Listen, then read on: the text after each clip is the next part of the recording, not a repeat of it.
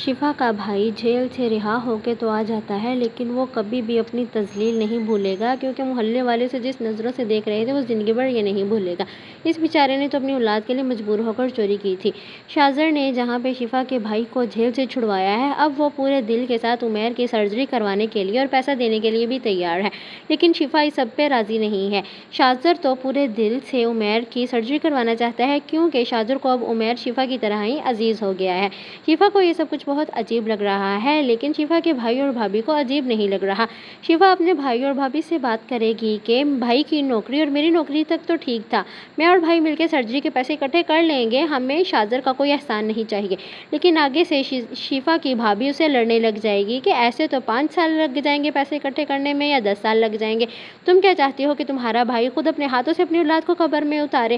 شفا کے بھائی بھابھی بہت مجبور ہو کے شاذر کا احسان لے رہے ہیں، کیونکہ ان کے بیٹے کی زندگی کا سوال ہے۔ پھر آخر کار شاذر سارا خرچہ خود برداشت کرے گا اور عمیر کی سرجری کے لیے عمیر کو ایڈمٹ کر لیا جاتا ہے۔ شاذر یہ سارا کچھ صرف اور صرف شفا کے لیے کر رہا ہے، لیکن اس کے بعد بھی کوئی امید نہیں ہے کہ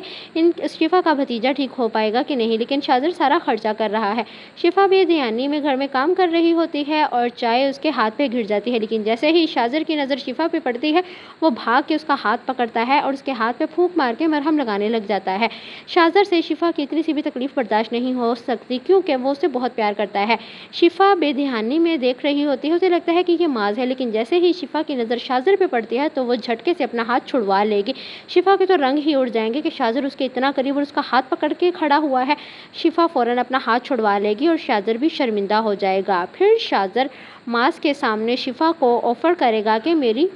پارٹنر بن جاؤ، لیکن شفا پہلے تو انکار کر دے گی، لیکن شاذر کے چونکہ اب شفا کی فیملی پہ بہت زیادہ احسانات ہیں اور ماز بھی شفا کو فورس کرے گا، تو شفا بے دلی کے ساتھ مان جائے گی اور شاذر کے ساتھ آفس میں پارٹنر بن جائے گی، اس کے ساتھ کام کرنے لگ جائے گی، کیونکہ شاذر نے نہ صرف شفا کے بھائی کو جیل سے چھڑوایا ہے بلکہ عمیر کی سرجری کا تمام خرچہ خود برداشت کر رہا ہے، تاکہ شفا اس کے احسان مند ہو اور اس کے احسانوں کو مان کے شاذر کے ساتھ اچھا بیہیو کرے۔ آپ کو سٹوری کیسی لگی؟